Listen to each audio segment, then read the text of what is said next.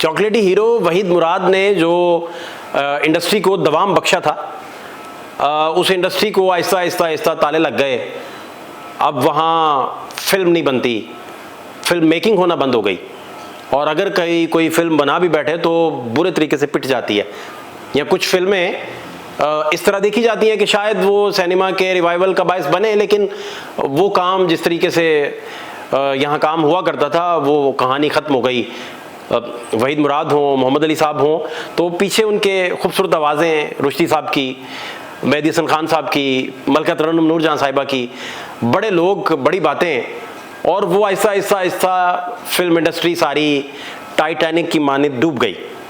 कहाँ हम हमसायों में उनके कंपटीशन में थे, अच्छा खासा कंपटीशन था, और इधर से जनाब फिल्में बन रही हैं, उधर से फिल्में बन रही हैं, मुकाबला चल रहा है।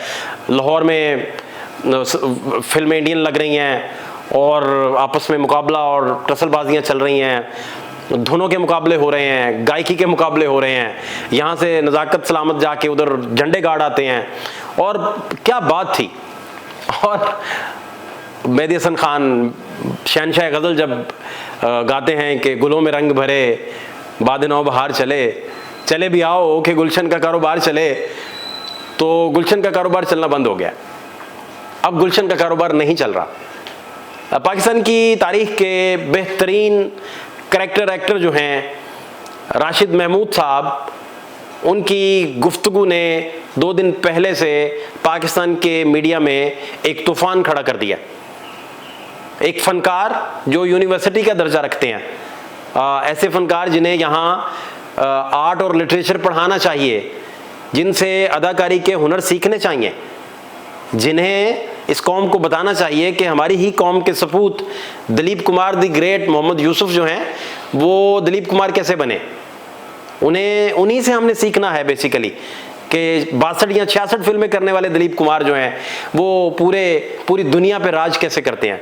करैक्टर एक्टिंग में उनका कोई सानी क्यों नहीं है। जब वो शक्ति फिल्म में अमिताभ बच्चन के सामने आते हैं, अपनी बेगम के डेथ सीन करते हैं, और हाथ तो गर्म है डॉक्टर साहब का सीन करते हैं, तो किस कदर वेरिएशन और खूबसूरती से करते हैं।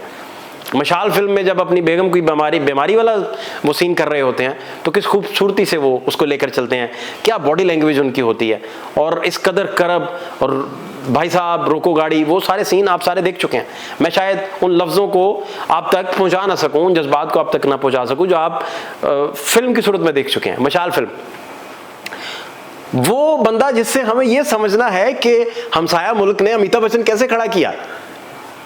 वहां नवाजुद्दीन सिद्दीकी पैरेलल एक्टिंग में, पैरेलल सिनेमा में नवाजुद्दीन सिद्दीकी कैसे बना, नसीरुद्दीन शाह की क्या डेप्थ है, मैडम रेखा की क्या वैल्यू है वहां, उनसे हमें यह समझना था। और वो हमें अपने बिल दिखाकर बता रहे हैं कि मेरा 43,000 बिल आ गया है, 4 दफ़ा मुझे हार्ट अटैक हुआ है, मैं पैरालाइज हो गया था, मुझे फॉलिज का अटैक आ गया, और मैं गलत मुल्क में पैदा हो गया हूं। उनके मुतबादिल हमें चाहिए थे। देखिए, आपके पास राशिद महमूद का मुतबादिल ना आ सका, आपके पास शफी मोहम्मद साहब का मुतबादिल ना आ सका। मैंने मुसलसल सैन तारड़ साहब से एक दफ़ा पूछा था, असल में उन्हें मेरी बिल्कुल मैं याद नहीं होगा, क्योंकि ये मीटिंग बेसिकली अमजद सलाम अमजद साहब के बेटे हैं अली ज़ीशान अमजद, जिनके लिए उन्होंने नज़म भी लिखी थी, अली ज़ीशान अमजद के नाम नज़म, वो जिसमें मेरा ख्याल है कि मेरे बेटे ने आंखें इस नई दुनिया में खोली हैं, उसे वो ख्वाब कैसे दूं जिन्हें ताबीर करने में मेरी ये उम्र गुजरी है। मेरा ख्याल कोई गलती भी इसमें हो गई हो, लेकिन उसका यही था, बहर यही थी। तो अली ज़ीशान साहब की बेसिकली मुसलसल साहब से मीटिंग चल रही थी, तो मैं साथ उनके मौजूद था।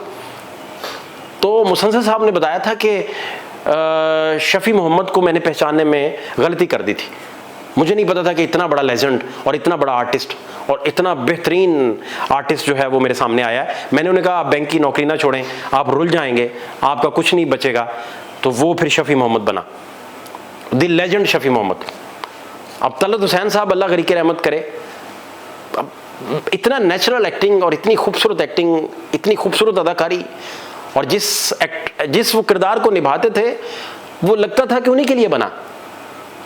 अमिताभ बच्चन ने कहा कि मैंने गंगा जमुना फिल्म जो है वो 49 टाइम्स देखी है। और मैं हैरान था कि 49 टाइम्स देख के भी मैं उसमें से कुछ ना कुछ नया अक्स कर रहा था।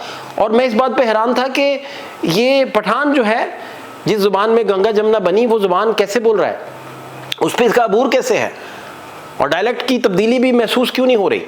और इतनी नेचुरल और इतनी खूबसूरत अदाकारी और करेक्टर एक्टिंग के अलावा जो मेथड एक्टिंग के जो इमाम हैं इस दुनिया में, मार्लोन ब्रांडो तो 46 में दरियाफ्त हुए जाके, 51 में, 42 से दिलीप काम कर रहे थे इंडिया के अंदर। तो ये सारी कहानियां तो हमें सुननी थी इन फनकारों से जो करेक्टर एक्टिंग की जो है वो मेराज हैं बेसिकली, और वो हमें बता रहे हैं कि चले भी आओगे गुलशन का कारोबार चले। और वो कह रहे हैं कि मुझे बता रहे थे राशिद भाई मुझे बता रहे थे कि वो कहते मेरा सर कल शर्म से झुक गया जब इंडिया मैच जीता। राशिद महमूद साहब कह रहे थे फिल्म इंडस्ट्री हमने बंद होती खुद देखी, उसका जवाल इस कदर जवाल आया कि जिन लोगों का वो कारोबार नहीं था, जिन लोगों का वो बिजनेस नहीं था, वो लोग उसमें डायरेक्टर बन गए, प्रोड्यूसर बन गए, और उन्होंने फिर इसको ताले लगवा दिए। फिर हम कुछ दिन पहले शाहनवाज साहब क्रिकेटर बड़े ज़बरदस्त, उन्होंने मेरा ख्याल कामरान अकमल के साथ बैठे हुए मुझे वाक़या सुनाया को 20-25 दिन पहले कि ये क्रिकेट को ताले लगवा देंगे। तो पाकिस्तान की हालत हमने देखी तो हम हैरान हो गए। अब किस डिसिप्लिन के साथ इंडिया ने अपनी टीम तरतीब दी है कि वो किसी मौसम को अपने आड़े नहीं लाती, किसी भी कंडीशन में उन्हें प्लेइंग 11 में से कोई बंदा चेंज नहीं करना पड़ा, वही प्लेइंग 11 खेली है। इतनी खूबसूरती से उन्होंने टीम तरतीब दी है कि उसमें स्पिन का जो कॉम्बिनेशन है वो इशारिया निज़ाम के तहत है। उनके स्पिनर एक बॉल जिस जगह डाल रहे हैं उस जगह 6 की 6 बॉलें कर सकते हैं, और बुमराह जो है वो भी इशारिया निज़ाम के तहत बॉल कर रहे हैं। और कहाँ वो 15 सालों में 3 कप वर्ल्ड कप उठा सके हैं, और हम 92 के बाद अभी तक उस गिरदाब में थे, और अब जिस गिरदाब में फंसे हैं इसमें से कब बाहर आएंगे कब नहीं बाहर आएंगे। तो लिटरेचर का शहर, आर्ट का शहर जो है, जो आर्ट के शहर में जिन फनकारों के नाम से ये शहर मंसूब था, वो फनकार अब अवेला कर रहे हैं कि यहाँ हमारे लिए कुछ बचा नहीं है। और लुत्फ की बात यह है कि जो ज़्यादा ख़तरनाक बात है कि शायद यहाँ किसी को कोई फ़र्क नहीं पड़ता कि राशिद महमूद यहाँ दुहाई दे रहा है।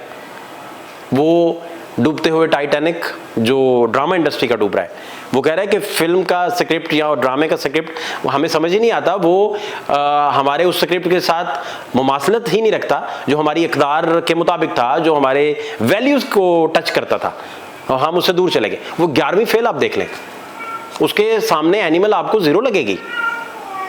हमने देखिए सबसे इंपॉर्टेंट बात यह है कि जब आपका फनकार जो है कोई भी काम कर रहा है तो फनकार ने पूरी सोसाइटी को इजहार करना सिखाया है। बेसिकली वो इंडियन सिनेमा हो, वो पाकिस्तानी सिनेमा हो, इजहार का जो असलूब है वो फनकारों ने सिखाया, और यही तवाज़ुन है, बैलेंस है यही सोसाइटी के अंदर।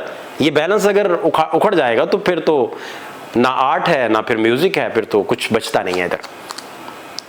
तो राशिद महमूद साहब से बड़ी लंबी नशिस्त रही, बहुत देर मैं उनके पास बैठा रहा, और मैं हैरत से उन्हें तकता रहा कि वो आज भी जब गुफ्तगू कर रहे थे तो किसी ना किसी करैक्टर में घुस जाते थे, और उस करैक्टर के साथ पूरा इंसाफ बरतते थे। राशिद महमूद जैसों से, और इतने बड़े लेजेंड आप देखिए, उसमें जो फरदौस जमाल भी कोई नहीं सेकंड आए, अल्लाह उन्हें सेहत दे, बीमार है काफ़ी, उनका भी कोई मुतबादिल नहीं है। क्या खूबसूरत उन्होंने एक्टिंग की, और किस कदर डीप रूटेड उनका काम था।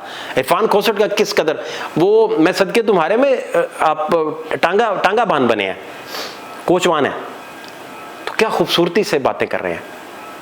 वो खलील रहमान कंवर का जो ऑटोबायोग्राफी ड्रामा है जिसमें उनकी ज़िंदगी की वो हकीकतें उन्होंने लाई हैं, तो उसमें टांगे का किरदार जो है वो इरफान खोसट साहब कर रहे हैं, द लेजेंड इरफान खोसट साहब। तो यहाँ तो फिर यही बचा है, ये सारा कुछ यही वावेला है, ये आज राशिद भाई कर रहे हैं, कल कोई और करेगा, लेकिन लिटरेचर की जो दीप है, यहाँ जो ये शम्मा रोशन करनी थी वो शायद आप कोई कर ना पाए, चूँकि रियासत और हुकूमत उनमें से शायद किसी की ये तरजीह ही नहीं। अगर तरजीहात होती तो ये टाइटैनिक कभी डूबता ही ना। फ़ात शहबाज खान को इजाज़त दीजिए, अल्लाह ने के बाद।